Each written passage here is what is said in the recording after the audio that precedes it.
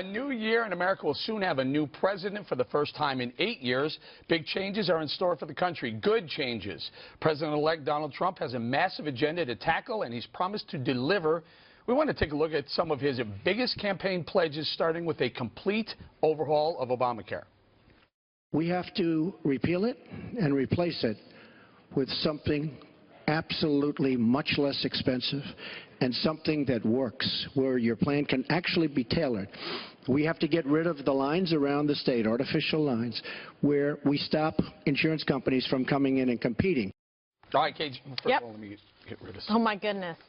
I'm telling you, this is like daily excitement for 13-year-old girls. They love all the colors and the sparkles. So, Obamacare. Yep. The weeks before the election, Obamacare premiums soared. A lot of people said that was a lot of reason why President-elect Trump is now going to be President Trump. Yes.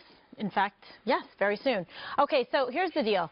Obamacare is going to fail and die and fall on its own sword. That's the problem, or on its own mandate, which is the centerpiece, the tent pole of Obamacare, keeping it going with the funding, because there's not enough money to be able to keep it going. So unless the president-elect goes ahead and repeals and revises, it's going to die a slow death, which is really problematic for all the people that are signed up for it. So this is something that has to be done in very quick order to make sure that people are covered with quality choices and quality care for their families. How quickly can he start on dismantling or replacing Obamacare? I was just making a couple of notes, because I was thinking to myself, he could start right away. And in fact, there's a push by some people who say, repeal it on day one. So walk from the Capitol as he's sworn in, as he passes by, hand the baton to Paul Ryan and say, okay, now go do your work on Obamacare and get that done on the first day. I think there's resistance from some Republicans to say, now, this is a little bit more complicated than that, especially when, as Greg has pointed out, when you take something away from people, it is harder than giving something new to them. And I think the big question will be, what do the Democrats do? So they have a choice to make. They could sit on their hands and say, we're not going to help you. You want to dismantle it? Fine. And I don't think that will be possible for them to do for very long, because their constituents are going to demand something better. They're not going to be in a better situation in terms of fixing Obamacare. And there are so many red state Democrats who are up for election in 2018 that I think that eventually, after some hemming and hawing, they will come to the table and try to work on improving their version of Obamacare. Even if they don't like it to the repeal and replace, I do think the Democrats eventually come to the table. But it will be ugly. Would it be wise for the Democrats to come to the table? Obamacare is so widely unpopular. Do they want to be seen as the ones who want to keep Obamacare? It's not widely unpopular. It's widely unpopular with Republicans in specific, but even less so of recent vintage, where you see the numbers going up in terms of popularity, and the turnout just this past year in terms of people signing up, even during the election, was breaking records. So there's still a demand, there's a market for it. The question is about the political promise, Eric, and I think the political promise is loud and clear on the Republican side. Repeal Obamacare. But I don't think this is going to happen anytime soon. Dana points out that the Democrats have, the Republicans will need 60 votes. They'll need Democratic cooperation in the Senate if it's there any new law. In addition to which, Donald Trump has already said on 60 Minutes, there are elements that he wants to keep. So, it's going to be a fight. You know what? It's imagine Christmas Day, and you give some little brat a present. Oh my gosh! And it's like a bicycle, and she didn't want a bicycle, she wanted a pony. Try to take that bicycle away from her. Even though she didn't want the bike, she wants the bike. So you give a social program or a government program to America, even though they claim that they hate it. You don't want to be the anti-Santa Claus that then comes along and says, I'm taking it back, unless you got something better to offer. And if he comes out with a plan, and he's got to name it, the No-Obamacare. Going from Obamacare to No-Obamacare, and it has private savings accounts. It's got you can keep your doctor. There's competition across state lines. All of a sudden, it's like, this is better than the bicycle. It's a flying bicycle, or a pony, or a pony. Pony care. The way your mind works. How about this one? Left there. And now to another huge item on the president-elect's agenda: immigration. We will build a great wall along the southern border, and Mexico will pay for the wall. On day one, we will begin working on an impenetrable, physical, tall, powerful, beautiful southern border wall. Big and beautiful. It Your sounds thoughts? attractive. It does sound good. So for years, for going back 2 administrations, the idea was to try to do immigration reform in a comprehensive way so that you get everything done, because you wouldn't get enough people to come to the table for, let's say, H-1B visas that you would for border security and vice versa, so they wanted to do it all together. I think that one of the ways that Donald Trump would be able to advance his agenda on immigration is to dispel with that thinking and to do it piecemeal and to do border security first. I do think that that would actually pass, and then try to do some of the other stuff in terms of visas.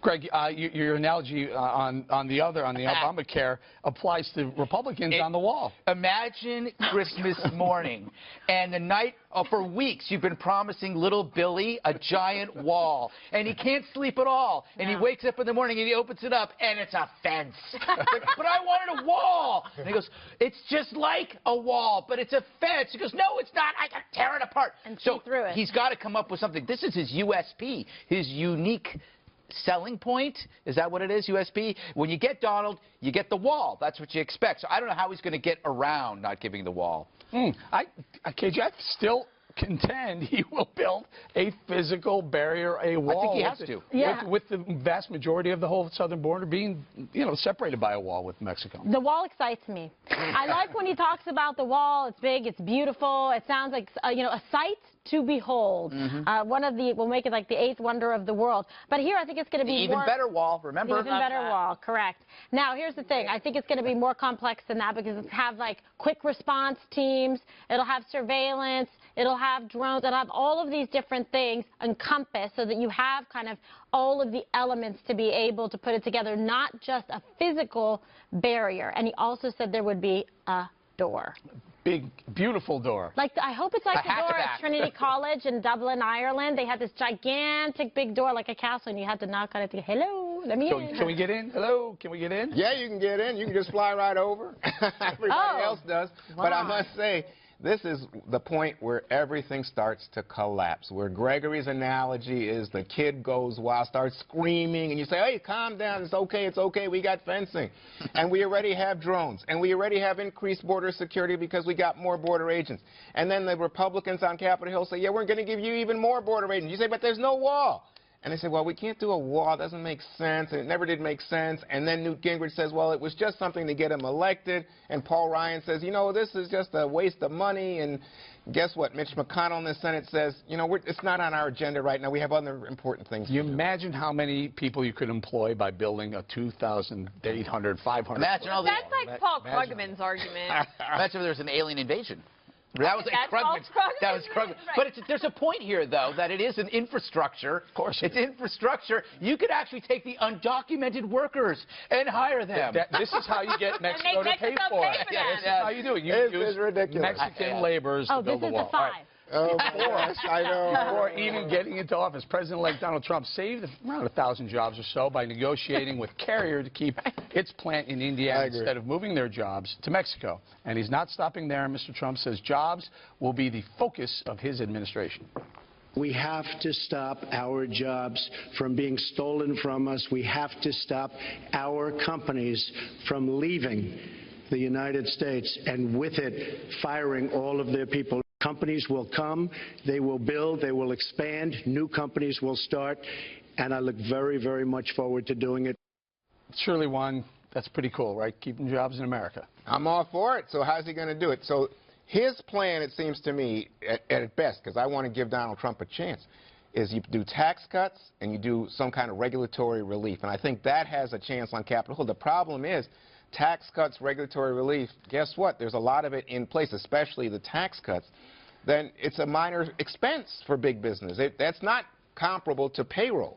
And if you compare the payroll in Mexico versus the payroll in Texas, can you Indiana, explain that? Well, if I'm saving $1 on taxes versus having to spend an extra $1 on payroll, it's the same dollar. No, but I said payroll. Payroll is, let's say you pay a Mexican worker $3.69 an hour, and you pay $30 an hour to the guy up in Missouri.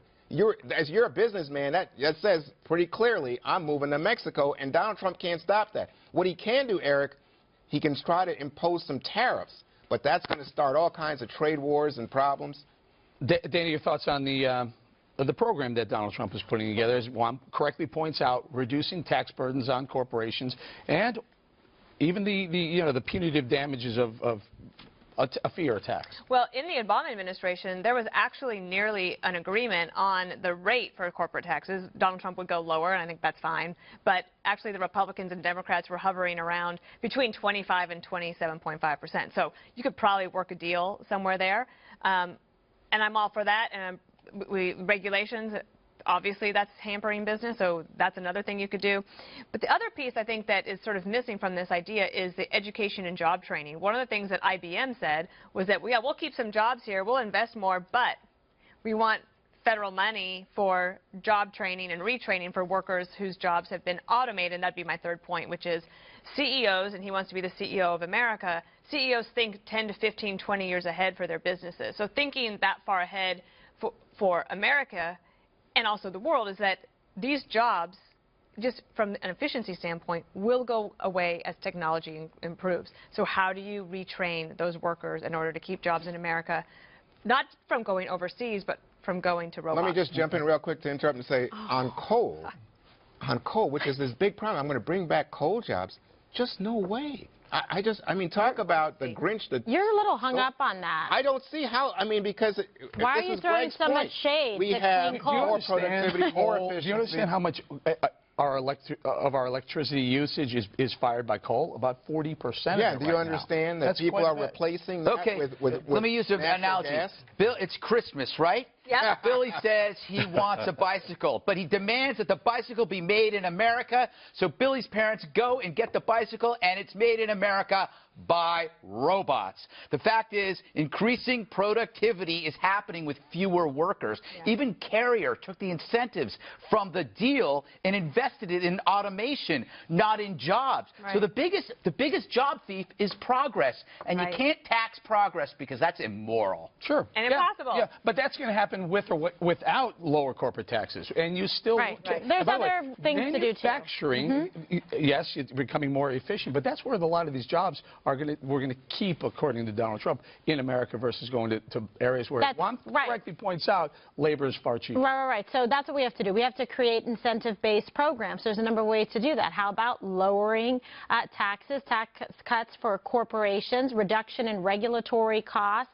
lower energy costs from increased production in general. We talked about infrastructure, jobs. The whole focus and mantra is going to be, yes, America first, hire in America, produce and manufacture in America, and make us, enticing for other countries to be able to purchase our goods instead of always importing. And yeah, we want to have friendly trade relations, but it's got to be both ways, a two-way street. Okay, if we're going to buy some stuff in China, they got to buy some stuff here too. And we should be holding on to the American companies. There's something wrong if American companies are feeling the squeeze and boxed in and have no other egress but to go out and take their companies and take those jobs out of this country. We're going to leave it right there.